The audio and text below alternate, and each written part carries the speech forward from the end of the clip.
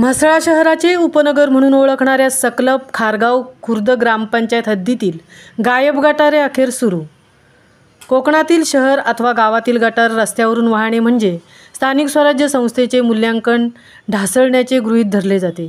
याची पुरेपूर जाणीव असलेले स्थानिक माजी सभापती महादेवराव पाटील यांनी सातत्याने स्थानिक ग्रामपंचायत प्रशासन आणि पंचायत समिती म्हसळाकडे सतत अभ्यासू पाठपुरावा करून अखेर 2 रस्त्यांना छेदणाऱ्या ठिकाणी पावसाचे पाणी जाणारी माती भरावाने भरलेली मोरी आणि दोन्ही बाजूला गटारे आढळली आणि ती स्थानिक प्रशासनाने पूर्ववत केली।